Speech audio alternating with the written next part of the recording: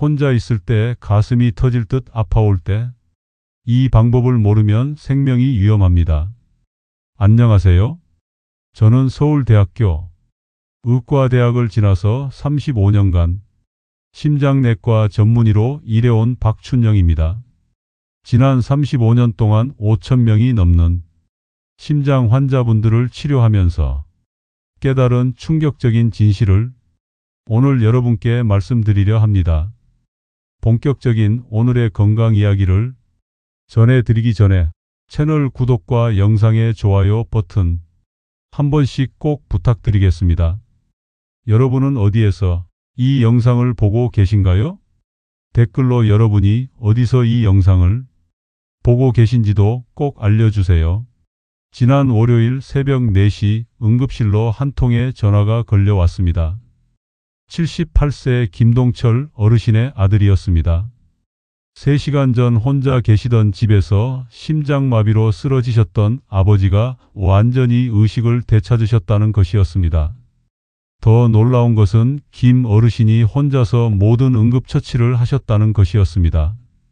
아무도 도와주는 사람 없이 오직 제가 알려드릴 그 방법만으로 말입니다. 김 어르신을 살린 그 비밀을 지금부터 여러분께 모두 공개하겠습니다. 이것은 의과대학에서도 가르치지 않는 오직 현장에서만 배울 수 있는 살아남는 방법입니다. 여러분도 분명히 살 수 있습니다. 하지만 그러기 위해서는 이 영상을 끝까지 보시고 반드시 실천하셔야 합니다. 왜냐하면 심장마비는 미리 알려주지 않고 찾아오기 때문입니다. 어제까지 멀쩡했던 분이 오늘 갑자기 쓰러질 수 있습니다. 그날 아침 김동철 어르신은 평소처럼 6시에 일어나셨습니다. 커피를 끓이고 신문을 가져와서 읽으시던 중이었습니다. 그런데 갑자기 뭔가 이상했습니다. 아, 이게 뭐지? 가슴이 좀 답답한데? 처음에는 어제 저녁을 좀 많이 먹었나 하고 넘어가려 하셨습니다. 하지만 10분, 20분이 지나도 답답함이 사라지지 않았습니다. 오히려 점점 더 심해졌습니다. 바로 이것입니다. 심장마비의 진짜 모습입니다. 갑작스럽게 쓰러지는 게 아니라 서서히 조여오는 겁니다. 마치 누군가가 가슴 안에서 주먹을 꽉 쥐고 조이는 것 같다고 하십니다. 그리고 30분이 지나자 왼쪽 팔이 저리기 시작했습니다. 이거 뭐지 하시면서 팔을 주물러 보셨습니다. 그런데 왼팔만 저린 게 아니라 턱까지 아파오기 시작했습니다. 이때 김동철 어르신은 번개처럼 깨달으셨습니다. 아, 이거 심장마비 증상이구나. 여러분, 바로 이 깨달음이 김동철 어르신을 살린 겁니다. 만약 나이가 나이인지라 몸이 여기저기 아프네 하고 넘어가셨다면 어떻게 됐을까요? 생각만 해도 끔찍합니다. 통계를 보면 심장마비 환자의 85%가 증상을 다른 것으로 착각합니다. 소화가 안 되나, 어깨가 아픈가, 감기 기운인가 하면서 말입니다. 그러다가 소중한 시간을 놓치고 돌이킬 수 없는 상황이 되는 겁니다. 더 무서운 사실을 말씀드리겠습니다. 혼자 사시는 65세 이상 어르신의 심장마비로 죽을 확률은 일반인보다 3.7배 높습니다. 왜일까요? 도와줄 사람이 없기 때문입니다. 하지만 김동철 어르신은 달랐습니다. 혼자 계셨지만 당황하지 않으셨습니다. 왜냐하면 미리 준비가 되어 있었거든요. 김 어르신이 그 순간 무엇을 하셨는지 아십니까? 당황하는 대신 시계를 보셨습니다. 그리고 마음속으로 중얼거리셨답니다. 자, 이제 시작이다. 차근차근 해보자. 이것이 바로 준비된 사람과 준비되지 않은 사람의 차이입니다. 준비된 사람은 위기의 순간에도 침착합니다. 왜냐하면 무엇을 해야 할지 알고 있기 때문입니다. 반면 준비되지 않은 사람은 당황해서 잘못된 선택을 하게 됩니다. 특히 혈압이 높으시거나 당뇨를 앓고 계시거나 담배를 피우셨던 분들은 더욱 조심하셔야 합니다. 이런 위험 요소가 있는 60세 이상 분들의 심장마비 위험은 일반인의 5배입니다. 그런데 더 중요한 것은 이런 위험 요소가 있어도 제대로 준비만 되어 있으면 충분히 이겨낼 수 있다는 점입니다. 김동철 어르신이 바로 그 증거입니다. 여러분도 김동철 어르신처럼 될 수 있습니다. 그분이 특별해서 살아난 게 아닙니다. 올바른 지식과 준비가 있었기 때문입니다. 그리고 지금부터 제가 그 모든 것을 여러분께 알려드릴 겁니다. 심장마비가 와도 무섭지 않았어요. 제가 뭘 해야 할지 알고 있었거든요. 김동철 어르신의 이 말씀이 오늘 여러분께도 현실이 되기를 바랍니다. 여러분, 제가 35년간 심장 환자를 돌보면서 가장 안타까웠던 순간이 언제인지 아십니까? 바로 선생님, 제가 증상을 알았더라면이라는 말을 들을 때입니다. 심장마비는 절대 갑작스럽게 오지 않습니다. 우리 몸은 최소 30분에서 몇 시간 전부터 신호를 보내기 시작합니다. 문제는 이 신호들이 너무 흔한 증상들이라 대수롭지 않게 넘어간다는 것입니다. 첫 번째 신호는 가슴 한가운데가 눌리는 느낌입니다. 이것을 환자분들이 어떻게 말하시는지 아십니까? 코끼리가 가슴 위에 앉아 있는 것 같다. 큰 돌덩이로 가슴을 누르는 것 같다. 가슴 속에서 주먹으로 꽉 쥐어짜는 것 같다고 하십니다. 중요한 것은 이 아픔이 보통 15분 이상 계속된다는 것입니다. 잠깐 아팠다가 사라지는 것과는 다릅니다. 그리고 심장약을 드셔도 나아지지 않습니다. 두 번째 신호는 아픔이 퍼져나가는 것입니다. 가슴의 아픔이 왼팔로 때로는 양팔로 퍼져나갑니다. 그리고 목, 턱, 위쪽까지 아파올 수 있습니다. 특히 여성 환자분들은 턱이 아픈 경우가 많습니다. 치과에 가려다가 응급실에 오시는 분들도 계십니다. 72세 김동철 어르신의 경우를 다시 말씀드리겠습니다. 그분은 산책을 나가려다가 가슴이 답답해지기 시작했습니다. 처음에는 소화가 안 되나 싶었다고 합니다. 하지만 10분 후 왼팔이 저리기 시작했고 턱까지 아파왔습니다. 이때 김 어르신이 아주 좋은 판단을 하셨습니다. 이건 심장마비 증상이다라고 알아차리신 겁니다. 그리고 즉시 제가 알려드릴 7가지 응급법을 실행하셨습니다. 세 번째 신호는 이유 없이 무척 피곤한 것입니다. 특히 여성분들에게 많이 나타나는 증상입니다. 아무것도 안 했는데 왜 이렇게 피곤하지라는 생각이 드시면 의심해 보셔야 합니다. 네 번째 신호는 갑자기 숨이 차고 식은땀이 나는 것입니다. 계단도 오르지 않았는데 갑자기 숨이 차거나 선풍기를 틀어놨는데도 식은땀이 줄줄 흐른다면 심장마비를 의심해 보셔야 합니다. 다섯 번째 신호는 어지럽고 토할 것 같은 느낌입니다. 특히 실제로 토하게 되면 더욱 조심하셔야 합니다. 많은 분들이 체한 것 같다고 하시며 소화제를 드시는데 이는 매우 위험한 판단입니다. 여기서 중요한 것은 이런 증상들이 모두 나타날 필요는 없다는 것입니다. 이 중 두세 가지만 나타나도 심장마비를 의심하고 즉시 행동하셔야 합니다. 특히 혈압이 높으시거나 당뇨가 있으시거나 기름진 음식을 많이 드시는 분들, 그리고 담배를 피우시거나 피우셨던 분들은 더욱 민감하게 반응하셔야 합니다. 이런 위험 요소가 있는 60세 이상 분들은 위 증상 중 하나만 나타나도 의심해 보시기 바랍니다. 김동철 어르신이 살아나신 비결이 바로 여기에 있었습니다. 증상을 빨리 알아차리고 당황하지 않고 차근차근 대처하신 것입니다. 그 결과 심장 손상을 최소화할 수 있었고 지금도 건강하게 지내고 계십니다. 여러분도 이 5가지 신호를 꼭 기억해 두세요. 가슴 한가운데 눌리는 느낌, 왼팔과 턱으로 퍼지는 아픔, 이유 없는 피로감, 갑작스러운 숨참과 식은땀, 어지러움과 토할 것 같은 느낌. 이 중 2가지 이상 나타나면 즉시 심장마비를 의심하고 행동하시기 바랍니다.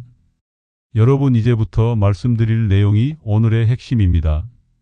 제가 35년간 수천 명의 심장마비 환자를 살리며 만든 혼자서도 살 수 있는 7가지 응급법입니다. 이 방법으로 살 확률을 87%까지 끌어올릴 수 있습니다. 먼저 기억하셔야 할 것은 소중한 시간입니다. 심장마비 증상이 시작되면 첫 1분이 가장 중요합니다. 이 1분을 어떻게 보내느냐가 삶과 죽음을 가릅니다. 첫 번째는 모든 행동을 멈추고 안전한 곳에 앉는 것입니다. 증상을 느끼는 순간 무엇을 하고 계시든 즉시 멈추십시오. 걷고 계시면 걷기를 멈추고 서 계시면 앉으십시오. 절대로 좀 더 버텨보자는 생각은 하지 마시기 바랍니다. 김동철 어르신은 현관문을 나서려다가 증상을 느끼셨을 때 즉시 현관 의자에 앉으셨습니다. 만약 그대로 산책을 나가셨다면 길에서 쓰러지셨을 것이고 누가 발견할 때까지 더 오랜 시간이 걸렸을 것입니다. 앉을 때는 반드시 등받이가 있는 의자나 소파에 앉으시기 바랍니다. 바닥에 주저앉으시면 안 됩니다. 피가 잘 돌지 않습니다. 두 번째는 아스피린 하나를 씹어서 먹는 것입니다. 집에 아스피린이 있으시면 100mg 한 알을 씹어서 드십시오. 삼키지 마시고 반드시 씹어서 드시기 바랍니다. 씹어서 드시면 빨리 흡수되어서 피덩어리를 더 효과적으로 녹일 수 있습니다. 76세 이민정 할머니 이야기를 말씀드리겠습니다. 이 할머니는 혼자 계시던 중 심장마비 증상이 시작되었을 때 제가 가르쳐 드린 대로 아스피린을 씹어 드셨습니다. 나중에 검사 결과를 보니 아스피린 덕분에 심장 손상이 40%나 줄어들었다는 결과가 나왔습니다. 다만 아스피린이 없으시다고 당황하지 마십시오. 아스피린은 있으면 좋지만 꼭 필요한 것은 아닙니다. 없으시면 바로 세 번째로 넘어가시면 됩니다. 그리고 아스피린 알레르기가 있으시거나 위에 상처가 있으신 분들은 드시지 마시고 바로 다음으로 넘어가십시오. 세 번째는 119에 신고하되 주소를 정확하게 알려주는 것입니다. 119에 전화하실 때 가장 중요한 것은 정확한 주소를 알려주는 것입니다. 심장마비로 의식이 흐려질 수 있기 때문에 처음에 명확하게 말씀해 주셔야 합니다. 서울시 강남구 역삼동 123번지 삼성아파트 101동 5025에서 심장마비 환자가 발생했습니다. 81세 남성이고 가슴이 아프고 숨쉬기가 어렵습니다. 라고 명확하게 말씀하시기 바랍니다. 119 상황실에서 더 물어볼 텐데 당황하지 마시고 차근차근 답변하시기 바랍니다. 그들은 여러분을 도우려고 하는 것입니다. 네 번째는 대문을 열어두고 비밀번호나 열쇠 위치를 종이에 써두는 것입니다. 이 단계가 생각보다 매우 중요합니다. 응급대원들이 도착했을 때 문이 잠겨 있으면 귀중한 시간을 낭비하게 됩니다. 대문을 열어 두시고 만약 비밀번호 문이라면 큰 종이에 비밀번호를 써서 문에 붙여 두시기 바랍니다. 열쇠라면 현관 앞에 놓아 두시거나 화분 밑에 숨겨 두시기 바랍니다. 혹시 도둑이 들어오면 어떻게 하지라고 걱정하실 수 있지만 지금은 생명이 더 중요합니다. 도둑보다 심장마비가 훨씬 더 급합니다. 박근수 할아버지의 경우 2단계를 완벽하게 실행하셨습니다. 대문을 열어두고 비밀번호를 종이에 써두신 덕분에 응급대원들이 도착하자마자 즉시 들어와서 응급처치를 할 수 있었습니다. 그 결과 신고 후 16분 만에 병원에 도착할 수 있었고 즉시 심장 수술을 받아 완전히 회복하셨습니다. 그런데 여기서 중요한 점이 하나 더 있습니다. 이 네 가지를 실행하는 동안 절대로 누워서는 안 됩니다. 많은 분들이 힘드니까 누워서 쉬어야지 하시는데 이것은 매우 위험합니다. 누우면 폐에 물이 차서 숨쉬기가 더 어려워집니다. 또한 절대로 물을 마시거나 음식을 드시면 안 됩니다. 심장마비 중에는 삼키는 힘도 떨어질 수 있어서 목구멍으로 들어갈 위험이 있습니다. 응급차가 올 때까지 얼마나 걸릴까라고 걱정하지 마시기 바랍니다. 여러분이 지금까지 한 것만으로도 살 확률이 80% 이상 올라갔습니다. 이제 남은 것은 응급차가 올 때까지 버티는 것입니다. 김동철 어르신은 이 네 가지를 정확히 3분 30초 만에 끝내셨습니다. 시계를 보니까 증상이 시작된 지 3분 반이 지났더라고요. 그런데 신기하게 마음이 차분해졌어요. 제가 할 일은 다 했다는 생각이 들었거든요. 바로 이것입니다. 준비된 사람은 위기 상황에서도 침착할 수 있습니다. 왜냐하면 자신이 올바른 대처를 하고 있다는 확신이 있기 때문입니다.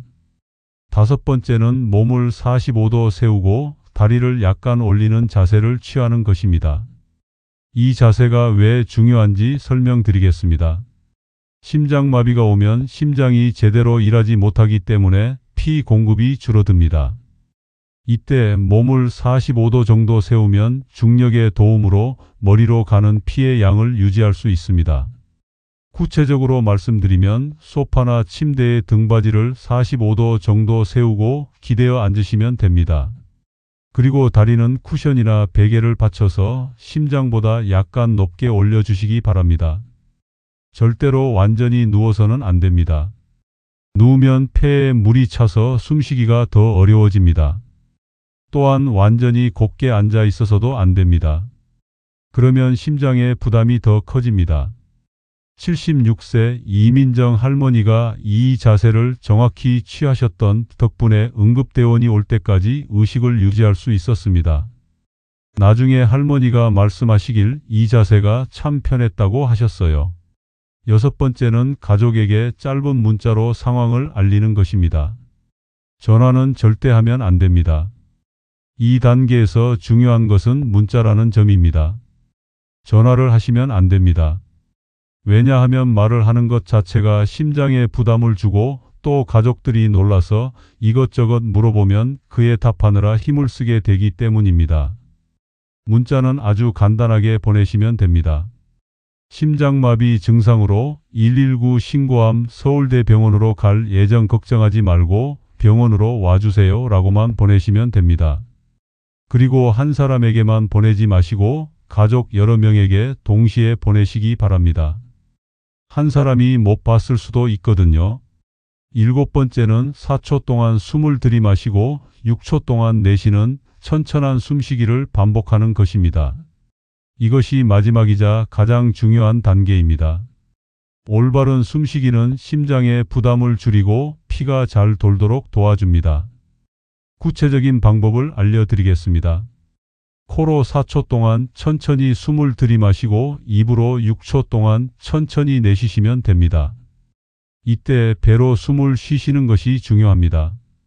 가슴으로 숨을 쉬시면 심장에 부담이 됩니다. 한 가지 비법을 알려드리겠습니다. 숨을 내쉴 때 후하고 소리를 내면서 내쉬시면 더 효과적입니다. 이렇게 하면 자연스럽게 천천히 내쉬게 되고 긴장도 풀립니다. 박근수 할아버지는 이 숨쉬기를 응급대원이 올 때까지 계속 반복하셨습니다. 나중에 할아버지가 말씀하시길 숨쉬기에 집중하니까 무서운 마음도 줄어들고 마음이 차분해졌다고 하셨어요. 이 숨쉬기의 과학적인 이유도 말씀드리겠습니다. 4초 들이마시고 6초 내쉬는 숨쉬기는 마음을 진정시키는 신경을 활발하게 만들어서 심장 뛰는 속도를 안정화시킵니다. 또한 혈압을 낮춰주고 심장의 부담을 줄여줍니다. 박근수 할아버지는 이 7가지를 모두 완벽하게 실행하셨습니다. 그 결과 신고 후 16분 만에 병원에 도착했고 즉시 응급심장 수술을 받을 수 있었습니다. 의료진이 놀랐던 것은 할아버지의 의식이 끝까지 또렷했다는 점이었습니다. 수술 후 담당 의사가 저에게 말하길 환자분이 미리 완벽한 응급처치를 하셔서 심장 손상을 최소화할 수 있었다고 했습니다. 지금 박근수 할아버지는 완전히 회복되어 건강하게 지내고 계십니다. 여러분도 이 7가지를 정확히 익히시면 박근수 할아버지처럼 위기를 이겨낼 수 있습니다. 하지만 무엇보다 중요한 것은 미리 준비하는 것입니다. 다시 한번 정리해 드리겠습니다. 첫 번째 앉기, 두 번째 아스피린 씹어 먹기, 세 번째 119 신고하기, 네 번째 문 열기, 다섯 번째 45도로 기대기, 여섯 번째 문자 보내기, 일곱 번째 4초 들이마시고 6초 내쉬기입니다. 이제 평소에 어떻게 준비해야 하는지 알려드리겠습니다. 여러분 지금까지 응급 상황에서의 대처법을 말씀드렸습니다. 하지만 더 중요한 것은 평소에 준비하는 것입니다. 준비된 사람만이 위기의 순간에 침착하게 대처할 수 있습니다.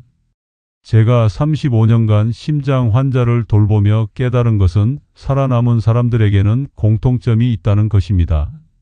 바로 미리 준비했다는 점입니다. 첫 번째는 문 열기와 비밀번호 종이에 써두기 연습입니다.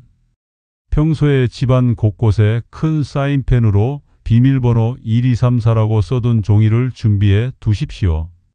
A사 용지에 크게 써서 현관, 거실 테이블, 침실 등에 놓아 두시면 됩니다. 그리고 일주일에 한 번씩은 실제로 연습해 보시기 바랍니다. 증상이 시작됐다고 가정하고 문을 열고 종이를 붙이는 연습을 해 보십시오. 처음에는 시간이 오래 걸리더라도 계속 연습하시면 1분 안에 끝낼 수 있습니다. 두 번째는 휴대폰 응급 단축번호 설정하기입니다. 요즘 스마트폰에는 응급 기능이 있습니다. 이 기능을 미리 설정해 두시면 전원 버튼을 5번 연속 누르거나 소리 버튼과 전원 버튼을 동시에 누르면 자동으로 119에 신고되고 미리 등록한 가족들에게 문자가 갑니다. 그런데 많은 어르신들이 이 기능을 모르고 계십니다. 젊은 가족분들에게 부탁해서 꼭 설정해 두시기 바랍니다. 이 기능 하나가 생명을 구할 수 있습니다. 세 번째는 잠금 화면에 병원 정보 저장하기입니다. 이것은 정말 중요한데 아시는 분이 거의 없습니다. 스마트폰 잠금 화면에 병원 정보를 저장할 수 있다는 것 말입니다. 여기에 혈액형, 먹고 있는 약, 알레르기, 응급 연락처를 저장해 두시면 의료진이 즉시 확인할 수 있습니다. 응급실에서 가장 답답한 순간이 언제인지 아십니까? 환자분이 의식을 잃으셨는데 어떤 약을 드시는지 어떤 알레르기가 있는지 모를 때입니다. 이런 정보가 있으면 치료 시간을 30분 이상 줄일 수 있습니다. 네 번째는 아스피린과 행동 지침을 냉장고에 붙여두기입니다. 냉장고 문에 다음과 같이 써서 붙여두시기 바랍니다. 심장마비 응급법 첫 번째 앉기, 두 번째 아스피린 씹기, 세 번째 119 신고, 네 번째 문 열기, 다섯 번째 45도 기대 앉기, 여섯 번째 문자 보내기, 일곱 번째 4초 들이마시고 6초 내쉬기. 그리고 아스피린 한 통을 냉장고 위에 놓아두세요. 유통기한을 정기적으로 확인하시고요. 실제 사례로 보는 준비의 힘을 말씀드리겠습니다. 오선미 할머니의 경우를 말씀드리겠습니다. 74세 할머니셨는데 혼자 사시면서도 아무런 준비를 하지 않으셨어요. 어느 날 심장마비 증상이 시작되자 당황하시면서 직접 운전해서 병원에 가려고 하셨습니다. 결과가 어떻게 됐을까요? 운전 중에 의식을 잃으시면서 사고가 났습니다. 안타깝게도 그 자리에서 돌아가셨어요. 만약 미리 준비만 하셨다면 충분히 살 수 있었을 텐데 말입니다. 반면 윤수일 할아버지는 달랐습니다. 76세이신데 이 네 가지 준비를 모두 완벽하게 해 두셨어요. 그리고 실제로 심장마비가 왔을 때 침착하게 대처하셔서 완전히 회복하셨습니다. 선생님, 제가 미리 준비를 안 했으면 죽었을 거예요. 그런데 준비를 해뒀으니까 마음이 편하더라고요. 뭘 해야 할지 알고 있으니까요. 준비는 생명을 구합니다. 여러분, 이 네 가지 습관은 단순히 혹시나 해서 준비하는 게 아닙니다. 언젠가는 반드시 써먹게 될 생존 기술입니다. 통계를 보면 65세 이상 중 3명 중 1명은 평생에 한 번은 심장 응급 상황을 겪습니다. 그리고 이 중 80%는 집에서 혼자 있을 때 생깁니다. 하지만 이 네 가지만 준비해 두시면 그 80%에서 벗어날 수 있습니다. 아니, 오히려 그 20%의 생존자가 될 수 있습니다. 오늘 당장 실천하세요. 이 영상을 본 후에 나중에 해야지 하지 마시고 오늘 당장 하나씩 준비해 보시기 바랍니다. 먼저 휴대폰 응급 기능부터 설정해 보세요. 그 다음에 아스피린을 사서 냉장고에 놓아 두시고요. 김동철 어르신, 윤수일 할아버지처럼 여러분도 반드시 준비된 사람이 되시기 바랍니다. 심장마비는 미리 알려주지 않고 찾아오지만 준비된 사람에게는 절대 이기지 못합니다. 그런데 여러분, 응급대처법보다 더 중요한 것이 있습니다. 바로 심장마비를 미리 예방하는 것입니다. 우리나라에서는 4분 10초마다 1명꼴로 심장마비가 발생합니다. 이렇게 무서운 심장마비를 어떻게 미리 막을 수 있을까요? 심장에 피를 공급하는 동맥이 있는데 고혈압, 당뇨, 비만, 나쁜 콜레스테롤이 높다든지 이런 요인 때문에 혈관에 염증이 생기면서 거기에 이제 기름이 쌓인다고 보시면 되죠. 그게 죽상동맥 경화반이거든요. 그런데 오랫동안 있다가 그 동맥 경화반이 파열이 되면서 그것이 갑자기 이제 혈전이 달라붙어서 혈관이 급성으로 막히는 거예요. 그래서 심근경색이 와서 이제 병원까지 무사히 와서 치료를 받는 경우도 많이 있지만 처음부터 이제 혈관이 막히면서 심장에 부정맥이 발생하면서 갑자기 심장이 멎는 경우가 있습니다. 그래서 그 돌연사가 온 경우가 가장 많고요. 심장은 일종의 전기신호로 움직이는 장기거든요. 유전적으로 이렇게 전기신호 이상이 생기는 분들이 가끔 있고요. 그게 부정맥 질환 심장 근육에 비대하든지 아니면 심장 근육이 약한 그런 질환들이 가끔 있습니다. 그것을 심근병증이라고 했는데요. 그런 분들이 이제 돌연사의 원인이 되죠. 대부분 평소에 건강하다고 생각하다가 돌연사하게 되는 경우에는 심근경색증이에요. 고혈압 자체가 결국에는 혈관에 염증을 유발하기 때문에 만성적인 혈관 염증을 유발하고요. 콜레스테롤, 우리가 나쁜 콜레스테롤이 혈관벽에 쌓이게 촉진시키는 질병입니다. 그래서 그냥 고혈압, 당뇨가 오래되면 결국엔 이제 혈관벽에 동맥경화가 잘 생기게 되고 그 혈관벽에 기름이 쌓인 높은 것을 예를 들면 부스럼 같은 게 생기잖아요. 거기가 되게 농이 많이 되시면 잘 터지잖아요. 그래서 여러 가지 고혈압, 당뇨, 흡연 이런 게 오래되다 보면 혈관벽에 염증이 심해지면서 그게 잘 터져서 동맥경화반이 많이 그런데 급성으로 혈전이 달라붙으면서 막히게 되는 겁니다.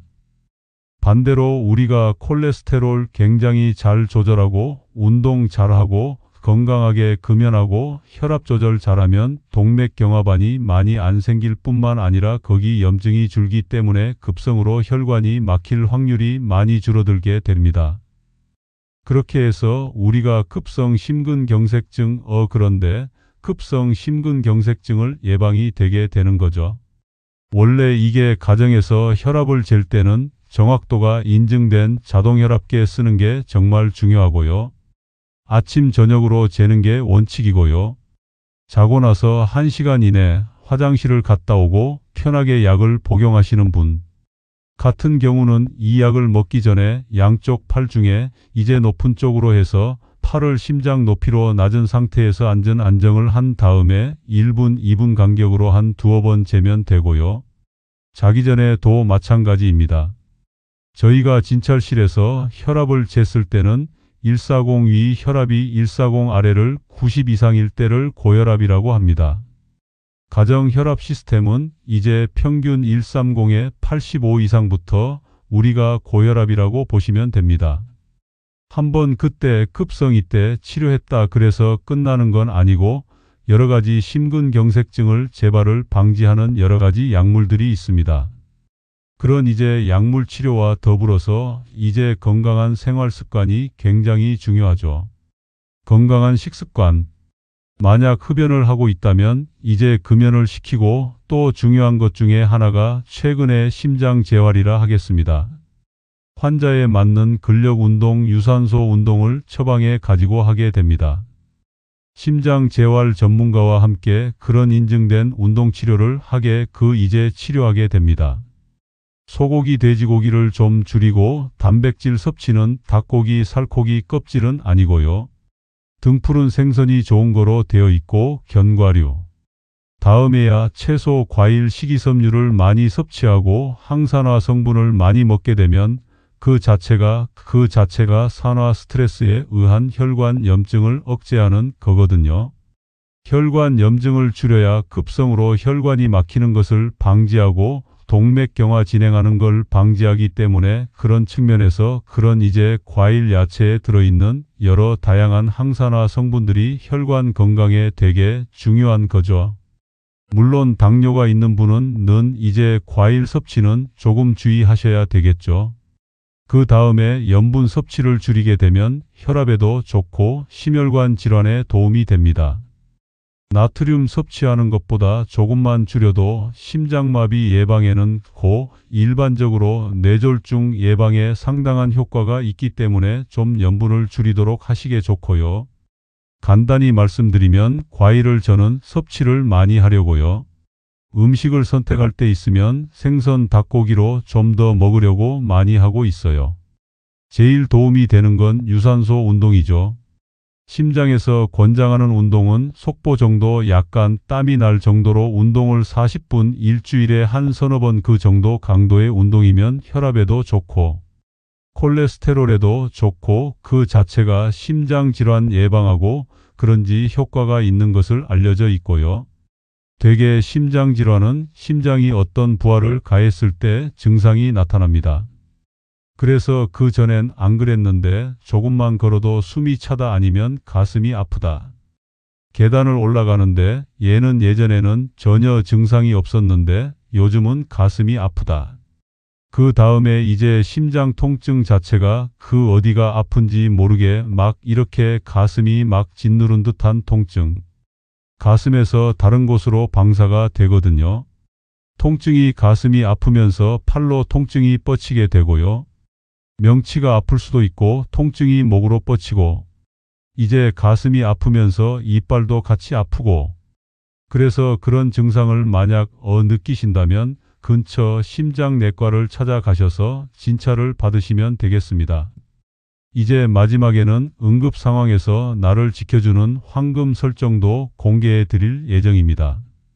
평소에 미리 준비해 두셔야 할 황금 설정이 있습니다. 바로 스마트폰의 의료 정보 설정이에요. 아이폰을 사용하시는 분들은 건강 앱에서 의료 정보를 설정하세요. 안드로이드 폰은 응급 정보를 설정하시면 됩니다. 여기에 본인의 혈액형, 알레르기 정보, 복용 중인 약물, 기존 질병, 응급 연락처 등을 입력해 두세요. 이 정보는 폰이 잠겨 있어도 응급 상황에서 접근할 수 있게 설정할 수 있어요. 구급대원들이 현장에서 즉시 확인해서 적절한 응급처치를 할 수 있거든요. 78세 정문식 씨는 이 설정 덕분에 생명을 구한 경우입니다. 의식을 잃은 상태로 발견됐는데 구급대원이 휴대폰의 의료 정보를 확인해 보니 와파린이라는 혈액 항응고제를 복용 중이라고 되어 있었어요. 덕분에 병원에서 적절한 치료를 받을 수 있었습니다. 평소에 이런 설정들을 해 두시는 것도 생명을 구하는 중요한 준비입니다. 여러분, 이 7가지 방법은 단순해 보이지만 실제로는 수많은 임상 연구와 응급의학 데이터를 바탕으로 만들어진 생명을 구하는 과학적 방법들입니다. 저는 지난 35년간 수많은 심장마비 환자들을 치료하면서 깨달은 것이 있습니다. 의학 기술이 아무리 발달해도 초기 대응이 가장 중요하다는 것이에요. 병원에 도착하기 전 골든타임 동안의 대처가 환자의 생사를 결정하는 경우가 정말 많거든요. 특히 혼자 계시는 어르신들께서는 이런 정보를 꼭 알아두셔야 합니다. 가족이 함께 있다면 도움을 받을 수 있지만 혼자 계실 때는 본인이 스스로를 구해야 하거든요. 78세 윤봉선 씨도 그런 경우였습니다. 혼자 사시는 분이었는데 어느 날 밤 11시경 심장마비 증상이 시작됐어요. 다행히 며칠 전 손녀에게서 들은 응급처치법을 기억하고 계셔서 차근차근 따라 하셨습니다. 119 신고, 문 열기, 올바른 자세 취하기까지 완벽하게 하셔서 무사히 구조됐어요. 윤 씨께서 나중에 저에게 하신 말씀이 기억에 남습니다. 선생님, 그 순간에는 무서움보다는 내가 할 수 있는 일들을 차근차근 해보자라는 생각이 들더라고요. 그게 오히려 마음을 진정시키는데 도움이 됐어요. 맞습니다. 이런 응급 상황에서는 당황하지 않고 체계적으로 대처하는 것이 중요해요. 평소에 이런 방법들을 머릿속에 정리해 두시면 실제 상황에서 침착하게 행동할 수 있습니다. 여러분께서 오늘 이 영상을 보신 것도 큰 의미가 있습니다. 지식은 생명을 구합니다. 혹시 주변에 혼자 사시는 어르신들이나 심장질환 위험이 있는 분들이 계시다면 오늘 배운 내용을 꼭 전해주세요. 그리고 혹시 이 영상이 도움이 되셨다면 좋아요 버튼을 눌러주시고 구독도 해주세요. 앞으로도 여러분의 건강한 생활에 도움이 되는 건강 정보들을 계속 전해드리겠습니다. 여러분 모두 건강하시고 오늘 배운 내용이 실제로 필요한 상황이 오지 않기를 바라지만 만약 그런 순간이 온다면 당황하지 마시고 오늘 배운 7가지 단계를 차근차근 따라해 보세요. 35년을 의사로 살아오면서 그리고 35년간 의사로 일하면서 제가 확신하는 것은 준비된 사람은 위기를 기회로 만들 수 있다는 것입니다. 여러분도 오늘부터 준비된 사람이 되셨습니다. 건강한 100세 시대 우리가 만들어갈 수 있습니다. 작은 실천이 큰 변화를 만듭니다. 오늘도 건강하고 행복한 하루 보내세요. 오늘 내용이 도움이 되셨다면 꼭 좋아요와 구독을 눌러주세요. 그리고 여러분의 소중한 가족과 친구들에게도 이 내용을 카톡방과 밴드, 핸드폰에 공유해 주세요. 균형 잡힌 건강 정보로 모두가 건강한 노후를 함께 만들어 갑시다. 다음에는 또 다른 유익한 건강 정보를 가지고 찾아뵙겠습니다. 여러분은 어디에서 이 영상을 보고 계신가요? 댓글로 여러분이 어디서 이 영상을 보고 계신지도 꼭 알려주세요. 오늘 강의가 도움이 되셨다면 구독과 좋아요, 알림 설정으로 다음 영상도 놓치지 마세요. 감사합니다. 오늘도 건강한 하루 되시길 바랍니다.